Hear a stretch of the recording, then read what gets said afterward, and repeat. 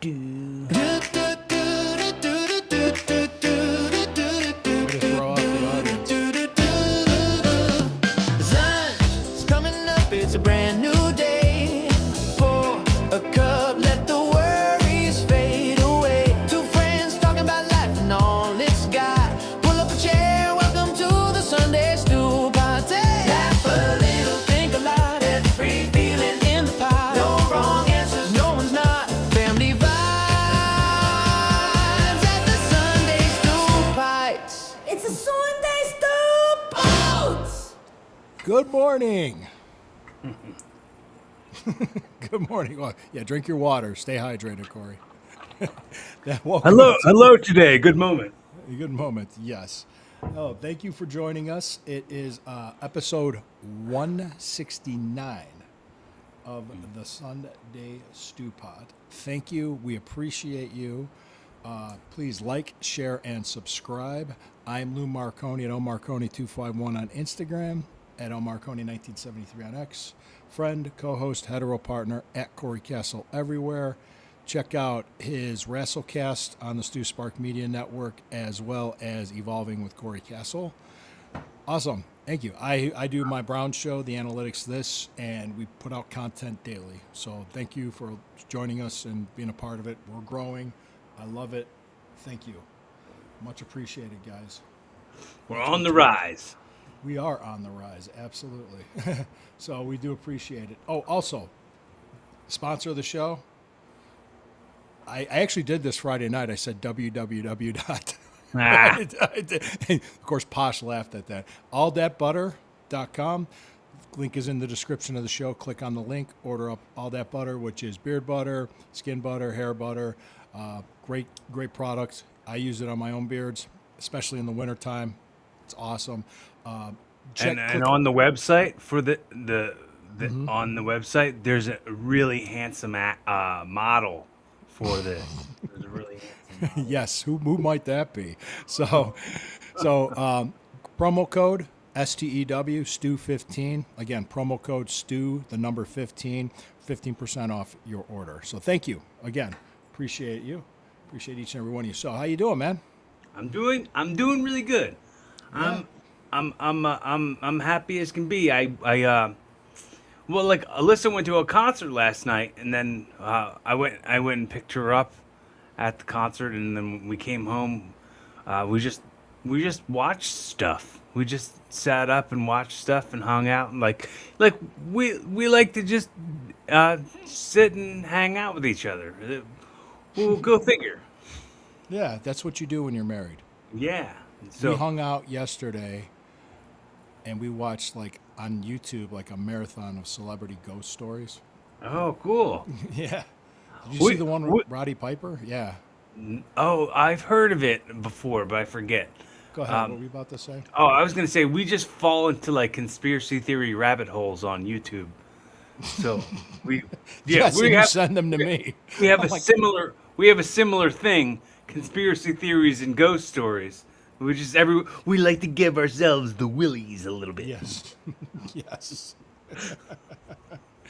We're going to review the Dark Side of the Ring, the Big Boss Man episode. I have a story about him that I think you'll find amusing. Also, I think we're going to watch the trailer and preview the next week's Dark Side of the Ring next Tuesdays, which is about the Renegade, which is a very sad story. Also, talk a little SummerSlam. I know you're gonna do a lot more of it on Wrestlecast, and anything else that pops up. We're here to talk about it. So, hey, thank you for joining us. So, Corey, what did you think of the Boss Man episode? I thought it was really nice. It just seemed nice. The whole thing. If that was somebody in my family, I would be like, wow, this is a great doing his legacy justice. Yeah, It was very WWE well doesn't done. do anything for the guy. They did miss something. They missed something pretty big, which I'm gonna say that when he came in as enhancement talent for Crockett, and Dusty Rhodes saw him and said, "I can do something with him." What he did, and they didn't show it, which they could have. The finish of that match, Tully Blanchard gave him the slingshot suplex. A guy that big. Oh yeah, yeah, I've Gave him heard the that. slingshot From Cornette, suplex yeah. and pinned him, and it looked great. And Dusty Rhodes saw that, and he says, "I'm going to do something with him." And I guess like a month or two later, he became Big Bubba Rogers, Jim Cornette's bodyguard.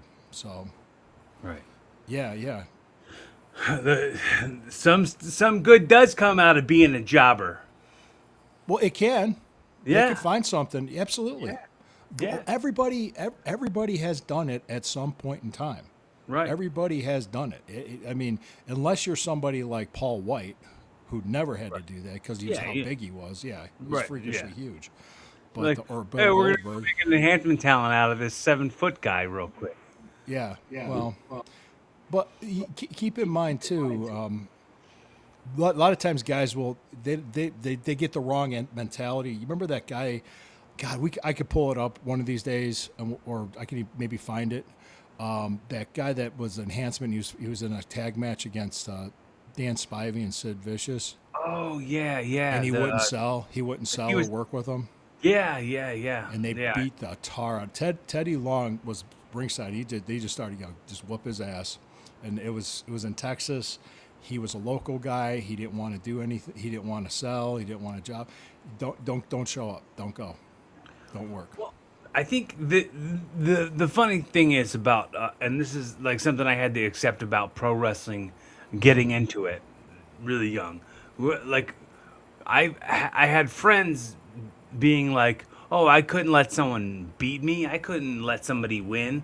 Like, and that It's not about that. right. And I mean, well, I was a teenager, so like my teenager friends were saying stuff like that, and I was like, "It isn't like that. It's not a win-lose game. It's like, it's like a Making money. right, but it's like it's more like movie making. You know what I mean? It's more Yeah. like not every bad guy in the movie's like, not me. I didn't die. I'm Terminator. I'm invincible. Like, it's you're not. You're It's like I could say it's entertainment. right. Yeah. Yeah, so essentially, yeah, it is entertainment. It's a mentality. It's a pro And the wrestling person's not mentality. beating you, not you, like personally. It's your wrestling character that they're going over on, which is not the same thing as beating. No, it's not. It's there's ways to put people over and still make yourself look good too. Right. Like I think people have like a oversimplified version of what going over versus like doing a job versus like being a jobber. Like there's so many levels to all of that stuff. It's hard to like put it under one blanket and say this is all that because there's so much more to what goes into getting somebody over and putting somebody over and like getting over yourself and like being put over on somebody.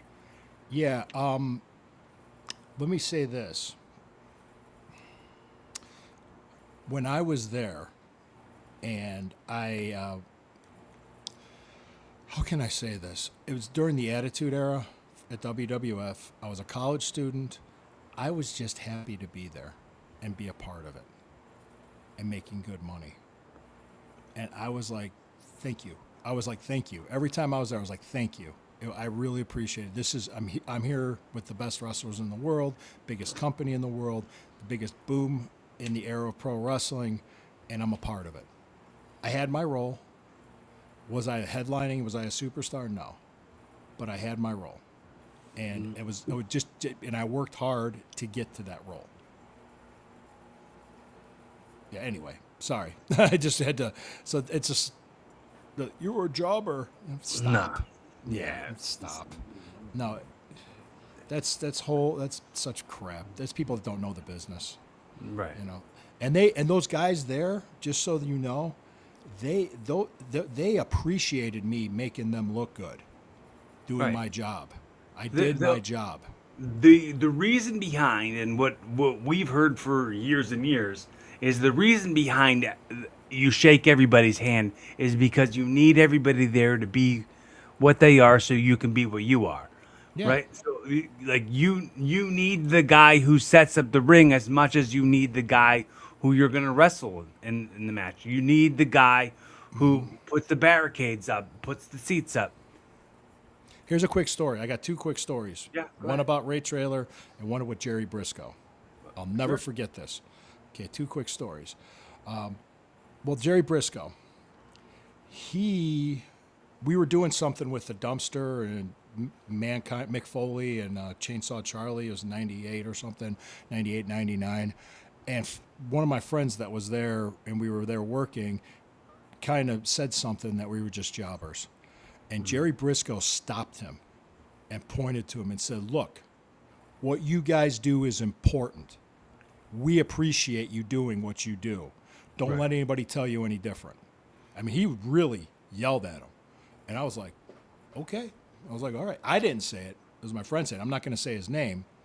But he, I just actually talked to him on the phone this morning. I've been friends with him for like, over 30 years. But he did say that. Yeah. So I thought that was great. And what do you think of that? I think referring to yourself as just anything is something I won't do. Like there's been times when like, people come up to me and they like ask where something is and I'm like, "Oh, I'm security." I don't say I'm just security because like that's not, you know what I'm saying? Like right. it's whatever your role is an important thing, and you can't minimalize it because then you get in the habit of minimalizing anything about yourself and everything about yourself. Right. Don't minimize yourself, in other words. But and they appreciated us. They paid us. They fed us. They treated us well. I have no complaints. You ever hear me say anything negative about the time I was there? No, I don't, because I was appreciative to be there. And I always knew this wasn't going to be forever for me. I was going to get old. I wasn't going to be able to do it anymore, and I had to have other plans. So anyway, that's that. All right, my yeah. Am I getting all animated here? Oh, All right. yeah. My big boss man story. Okay. We were there as enhancement talent, and one of the other guys, I'm not going to say his name, we'll just call him Steve. Okay, that's not his name, but I'm not going to say his because I'm not going to embarrass him. Name was Steve. Steve the Skeeve. Steve. Yeah, Steve the Ski. That's it. That's That's the name. Steve the Skeeve. yeah. Okay. Great. It's great. Somebody's name has got to be Steve the Skeeve. Yeah, Steve the Skeeve. Stop. Right there. Okay, we're gonna cut that reel because I got to do this story because I want to Yeah. send this. I want to send this to Lacey. I want to send this to Ray Traylor's daughter. And okay, take 2. Boss man story. Steve the Skeeve. Steve was walking by, and Mr. Perfect and Big Boss Man were standing there. And Mr. Perfect looks at him and says, "Hey, Boss Man, this guy's got the hair. He looks just like the way you did when you first broke into the business." Boss Man looked at him and said, "Yeah, he does. You know what? I got a picture at home. I got to show it to you sometime." That's kind of just offhand. The guy's like, "Yeah, that'd be." Steve the Skeeve was like, "Yeah, that'd be cool. Great." So the next night, we were somewhere in Ohio. We're at another place, like outside, maybe Pennsylvania or outside of Ohio. And we're all sitting around, shooting the shit. And he's sitting there talking to us, Boss Man was, and everything. And Steve goes, "Did you bring that picture?" And Boss Man just looks at him and says, "Boy, I ain't been home yet." And everybody laughed. And for years with Ray, that was like a running joke with him. He laughed. And I don't want to embarrass the guy, but it was right. funny. "Boy, I ain't been home yet." It was just funny the way he had that Georgia accent. He just looked at him like, "What?" That's a good story. That's a good story. It's such a sharpshooter. Like it's such a exact thing. Like, yeah, we were in this town here and then this town there. I said at home. That's a whole other place, you idiot. He lived in Georgia, man. He didn't get home and come back. I mean, God, it's like everybody kind of laughed. He was a green guy. He was just starting out. Of course, I'd be excited too. Oh yeah, let me see that. That'd be cool. One of the big stars in the business. So I thought it was funny. I wonder what that picture was. Yeah, I guess it was when he first broke in. He first started out and everything. But yeah, if you see like when he was at the Crockett working Tully Blanchard at that Crockett taping, you could see yeah. And this dude was a big guy too. He was a bigger guy. He just was. He was more of a It was funny when you see him, you wouldn't believe it, but he was like a comic book nerd. He was a Star Trek comic book nerd type of guy. Wasn't. I think he was too nice of a guy for the business, to be honest. That's what some guys are. So Yeah. But back to the whole Dark Side of the Ring thing with Bossman, I thought it was done very well. I thought it was well produced. The daughter, the wife, he he was a good guy. I thought it was tragic. His death was tragic. Yeah. I remember saying before going into the episode, I was like, I wonder what ties Terry Reynolds has to the whole Big Boss Man story, and they never said it. They were just like, yeah, she said he was a dear friend. He was a friend. He was a friend, and I know that the drugs. She talked a lot. She came in about that because that happens. Yeah. She lent a good amount of like intelligent perspective on what the industry was like back then. Right. Absolutely. That's absolutely true. And it's tough. It's tough. You see the same commonality, the drugs and the alcohol and the substance abuse. It happens. We're about 17 minutes in. Steve the Skeeve. Steve the Skeeve. Oh, I got to see that. I got to see. You got to make it. You got to make the guy with like he had like a bowl type of haircut. Mm-hmm. You got to make it look like a guy with a fatter guy with a bowl haircut. A fat guy with a bowl cut. Yeah. Heard. Just remember that for the thumbnail. Heard. Steve Yeah. the Skeeve. So we got to do that. Okay, guys. I hope everybody's having a great time here. Next week's, did you have anything to add about the Dark Side episode? I just thought it was that. Like I said, it was just really good. It did him a lot of justice. I remember that Saturday night's main event against Hogan when they did that superplex off the top of the cage, and I was like, whoa! I mean, this is before I was 15 when that happened, 15 or 16 years old, watching it at home on Saturday night on TV, and I was like, damn, look at that! Wow, it was huge. Yeah, I've been listening to Jim Cornette tell stories about Big Bubba, about Bubba Rogers. Yeah, for years. And when he went back to WCW, they said you just made him Big Bubba Rogers instead of all that other stupid right, stuff. yeah. But go ahead. They call him the Guardian Angel. Yeah, that was what a light to shine on how stupid WCW was sometimes. They were idiots. They could have went back to Big Bubba Rogers and he would have gotten over. Right. It yeah. would have worked. Because WCW fans from like the South, don't forget. Like they got into everything back in those days, in the Crockett Promotions days, and then like that reminds me. That's the non-gimmick chair that was supposed to be gimmicked, and he didn't. And he took it. Mm-hmm. Right. Yeah. Damn. I remember watching that on TV as a kid. I was like, holy shit. He was a tough son of a bitch, man. He was. I was at that WrestleMania 15 when he got hung by the Undertaker at the. That was in Philly. That was in Philly, wasn't it? Yeah. Huh. What was the reaction of the crowd when you were there? Just quiet. Nobody knew what to think or say or do. Everyone was just like. Yeah. I don't. And it Go was. ahead. Sorry, the train's Yeah, going it's by. okay. I can hear it. It's okay. You can keep talking. Okay. I can hear you fine. So I get it was real nerve wracking too because they had like Edge and Christian like came in from the rafters like Owen Hart, like Sting. Edge and Christian came in from the rafters on top of the cell, and set the whole weird like noose thing up, and then like went back up. It was just a whole lot of like, why is all this happening? And then like, I mean, I was 15 at the time, so I mean, Yeah.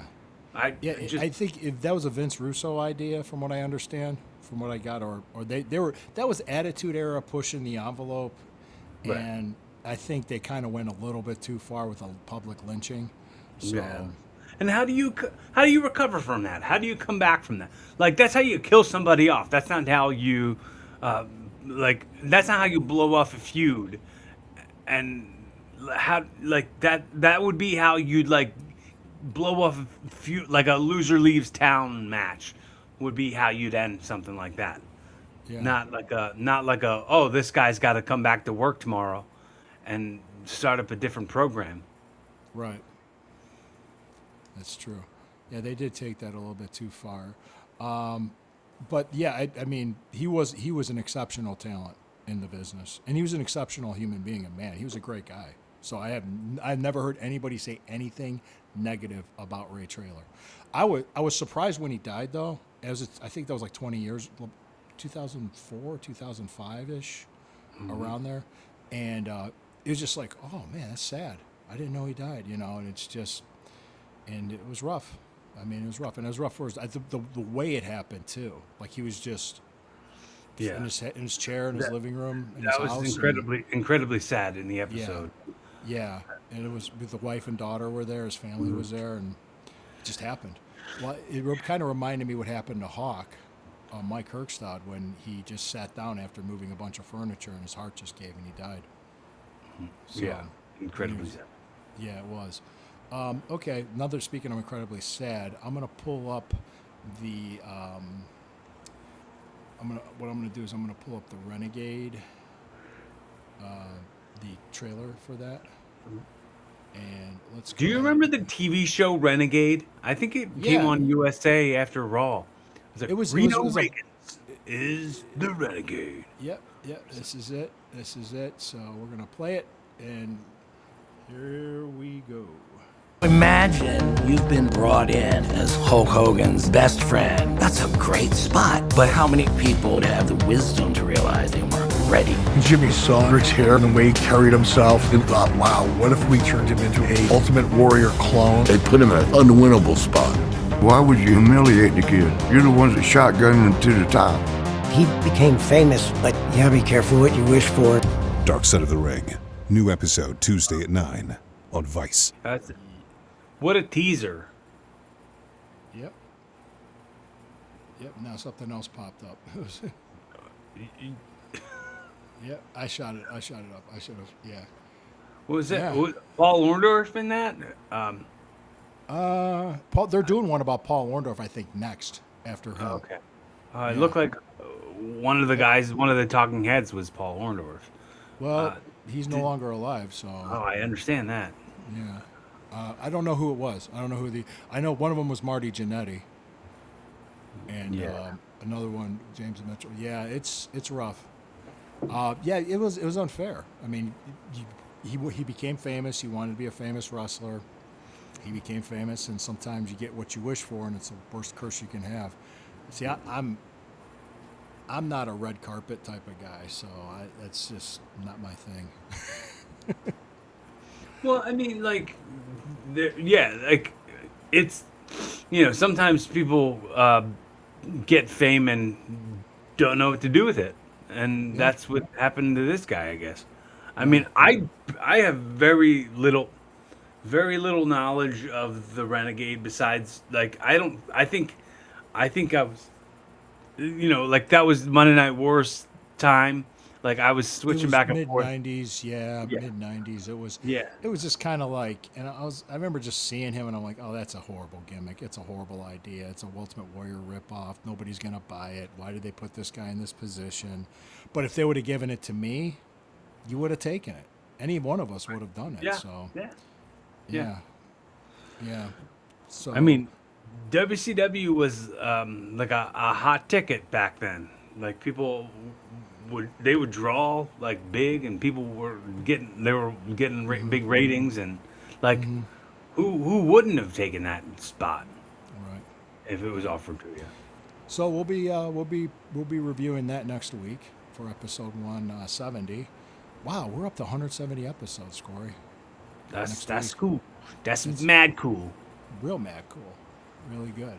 So appreciate you, appreciate everybody else. So okay, talk to me about SummerSlam a little bit. I know, we're about 25 minutes in now, so we're gonna be wrapping this up pretty soon. But I remember they were struggling to sell tickets, and what people were saying was that it's the ticket prices were a little bit too high. What are you thinking here? I think they pulled the move that they needed to pull because it looked like they were packed. I mean, from what I saw. You can put it within the frame of the cameras and stuff. Yeah, I get the camera tricks and whatever, like positioning stuff, but like I think they like severely discounted a big amount. Like I guess they were like, use promo code this and you get tickets for $25, and then people were buying them up.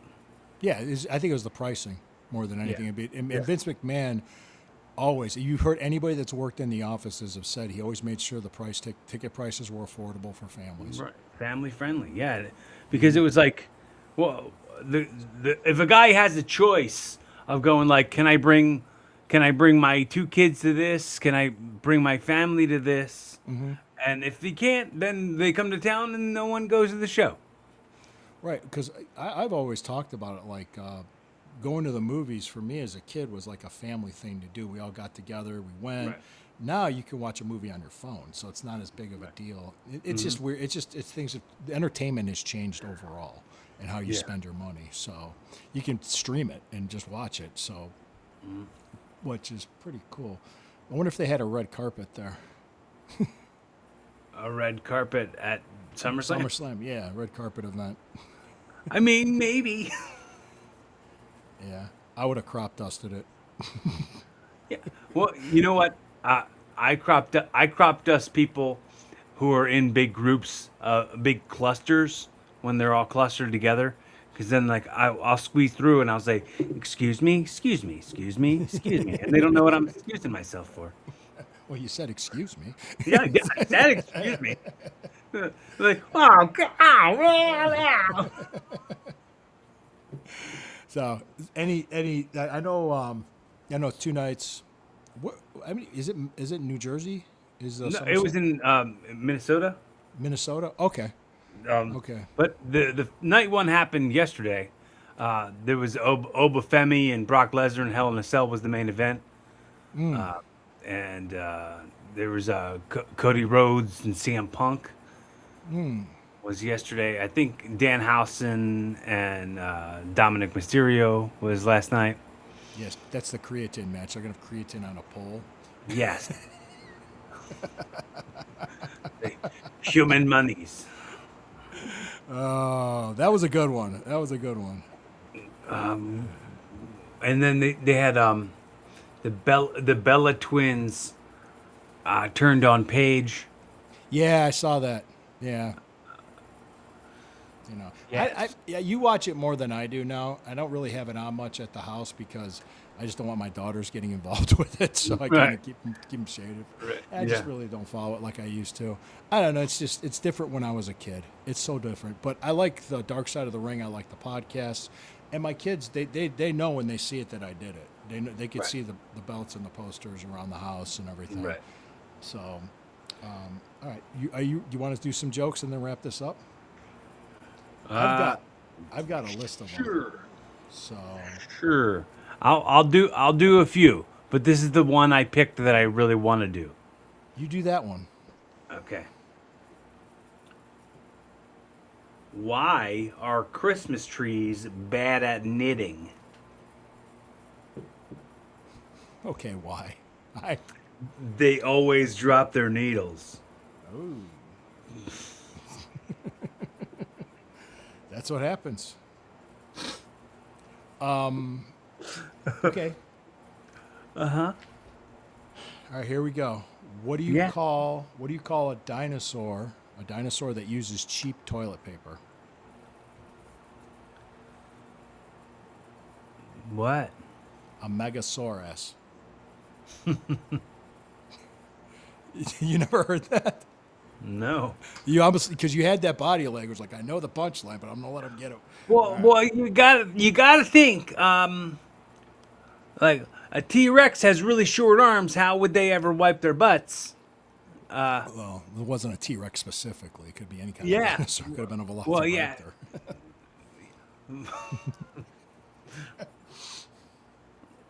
Okay. Go ahead. Go ahead. Go ahead. Yep. Dinosaurs using toilet paper. You got, It's impossible. Toilet paper doesn't have a crossover. all right. I'll do two more because I'm going to stay away from the race jokes. Oh, sure. I'll do two more. So go ahead if you got two more. we can do Good it. call. Good call. I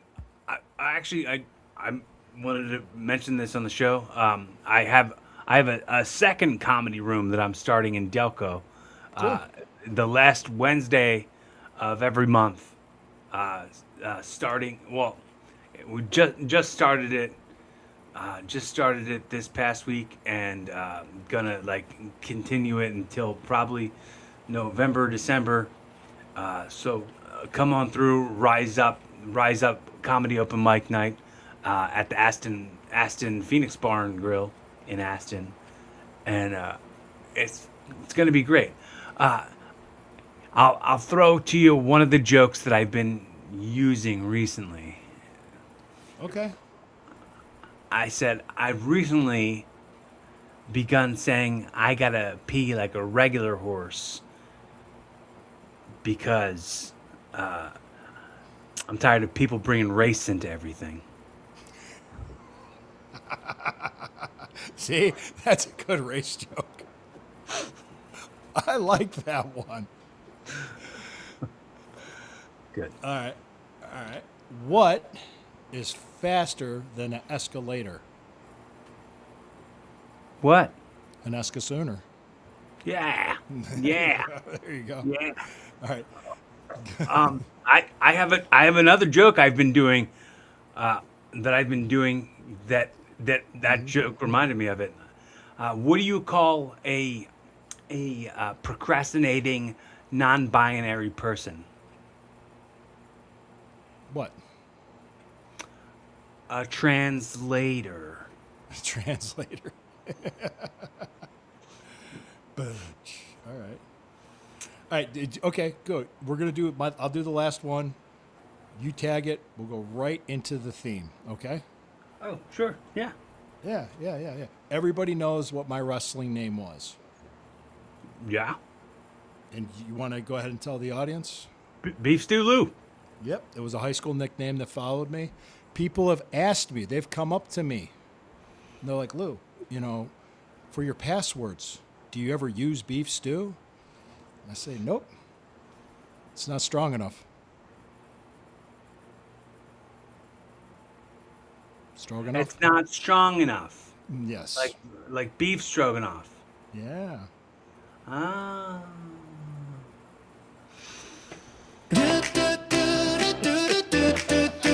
I couldn't add any. I couldn't add anything more. The sun's coming up, it's a brand new day. I just said done. Just Pour go. a cup, let the worries fade away. Two friends talking about life and all it's got. Pull up a chair, welcome to the Sunday Stew Party. Laugh a little, think a lot, there's a free feeling in the pot. No wrong answers, no one's not. Family vibes at the Sunday Stew Bites. It's a Sunday Stew Bites. Well, what does that mean? Oh, you know a thing we forgot to mention? Go ahead. We're still on. We're still on. It's a new month, y'all. Yeah. Happy new month. Okay. You got August. Gotta It's switch August. my It's gotta August switch my 2nd. calendar over. Yeah. Flip your calendar over. Yes. Don't forget. Also, that means something. I forget what else. Show's over. Show's over.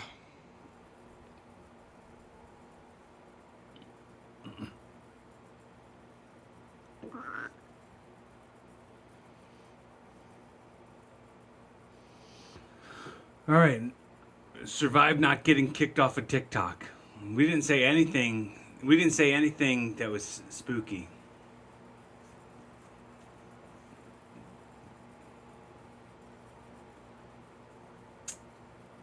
Yeah, I think TikTok's like AI or something. Is like a. Uh-oh. You still there?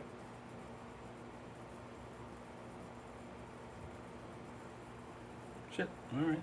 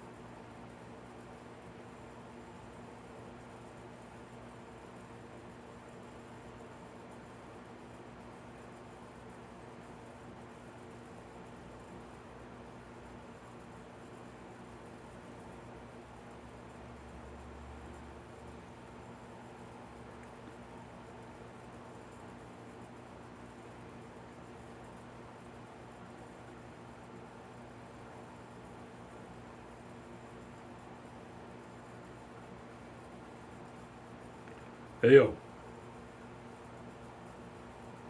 Hello?